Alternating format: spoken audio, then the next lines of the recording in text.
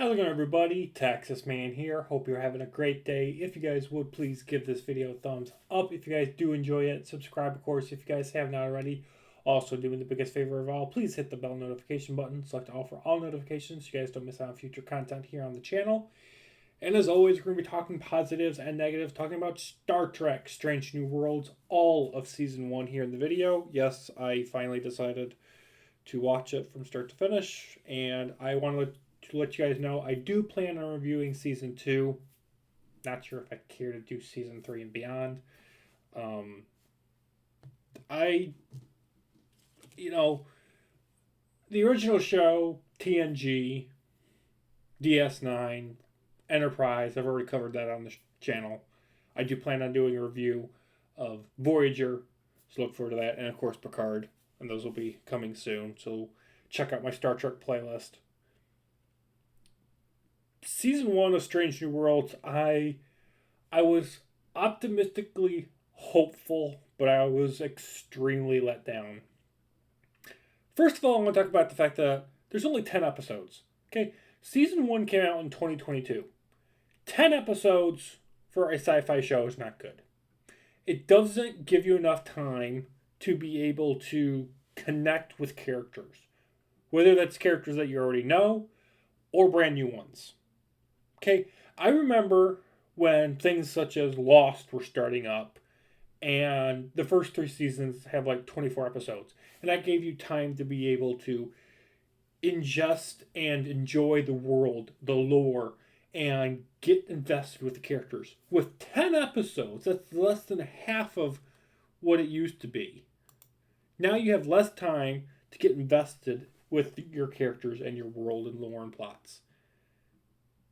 The best episode of Season 1 is the finale, where they do this reboot of this encounter with the Romulans, where the Romulans attack the Federation for the first time, and the Romulans show their power and strength towards the Federation for the first time since their peace treaty among themselves in 100 years. That was the best episode. Now, I want to state this very clearly before I start beating Strange New Worlds into the ground. Okay? Fair warning, it's coming. But I want to talk about the fact there are moments within each episode that I'm like, oh, that was cool. My problem, and I'm sure I'll probably say this with Season 2, because I've watched it back to back, but I want to make sure I do separate videos for each season.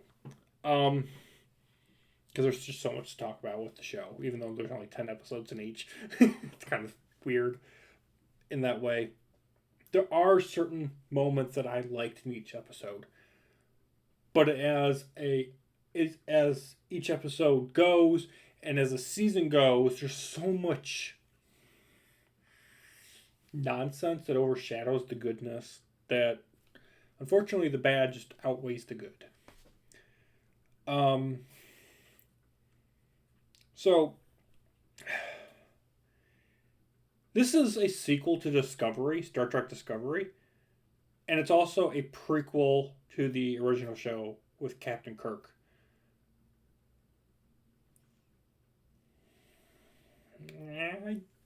Why? What was the purpose of this show? And I'll tell you what the purpose is. None. There is no purpose. You need to watch Strange New Worlds without having seen the original show. For me, unfortunately, and for many people, that's a problem because most people have seen the original show. So when characters from the original show up, like Spock, Kirk, Scotty, Uhura, you're like, okay, these characters are safe because they're going to be alive 10 years from now in TOS.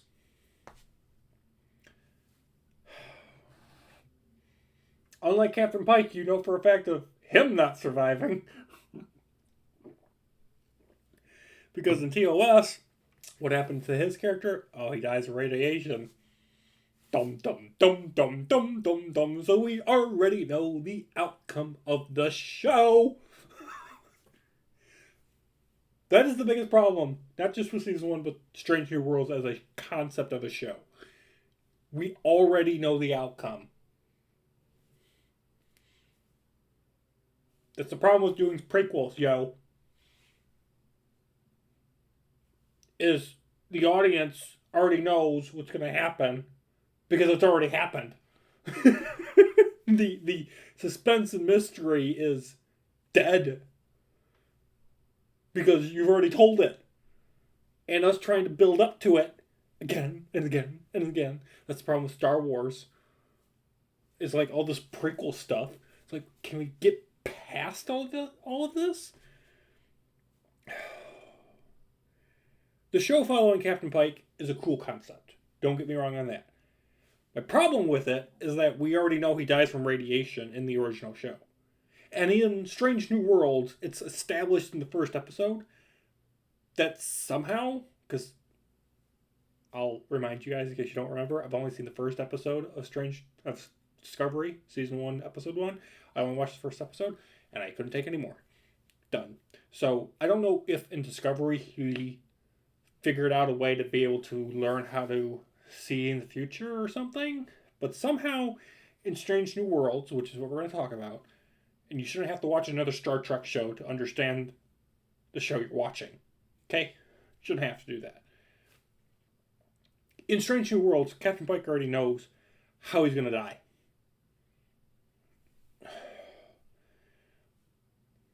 So, yay, I guess. But he's still on his Enterprise, and he's like, I'm just going to live my life. And the show also does this thing with time where it's like, okay, Captain Pike has to be on the Enterprise. He has to do these certain things.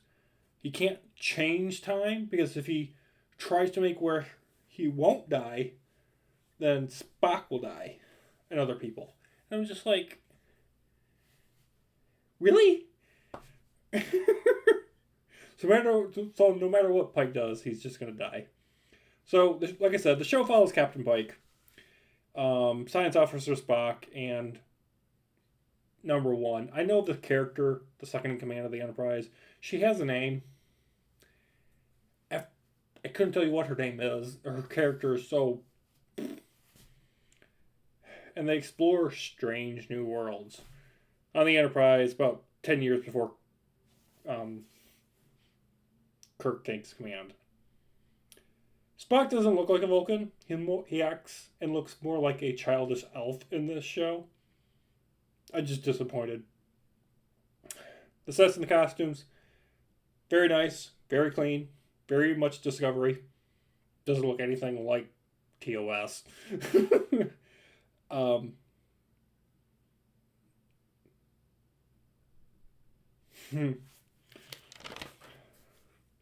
You know, I literally notes, okay? I took notes. And I'm just like, I'm trying to figure out if there's anything positive in this. There's some hand-to-hand combat action. It's horrible because of shaky cam. And it's way too fast for you to know what's going on. The jokes in the show, not funny. Oh, here we go. Women. You had to know this was coming, okay?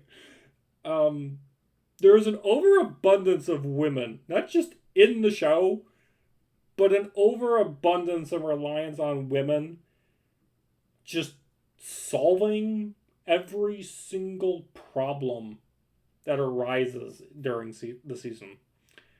Women are just smarter, and they're better at everything than men in this show. Okay? They act better, and this was not so in TOS, TNG, DS9, Voyager, Enterprise. This is a new thing that has been happening with modern Trek. Okay? And I hate it. Anytime there is a problem, and a woman character in this show is always the person that has the answer.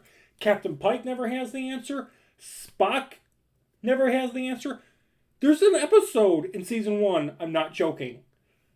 There's an episode in season 1 where when Spock is trying to give the solution to the problem, and the Helms person, whatever her name is, she's constantly interrupting Spock. And she's like, no, this, and do this, and do this. Spock's like, I already know.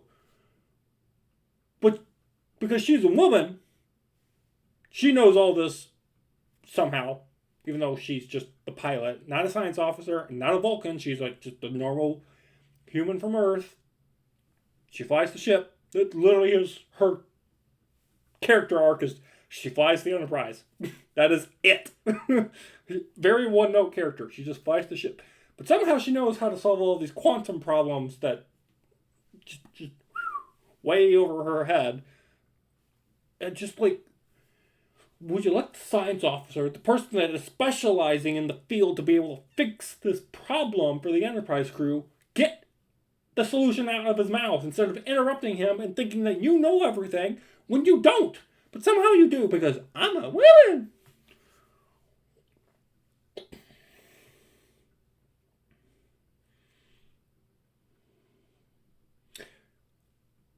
The themes in the show about hope, passion, trust, friendship, family, working together, overcoming challenges, and don't let the future make you fear it.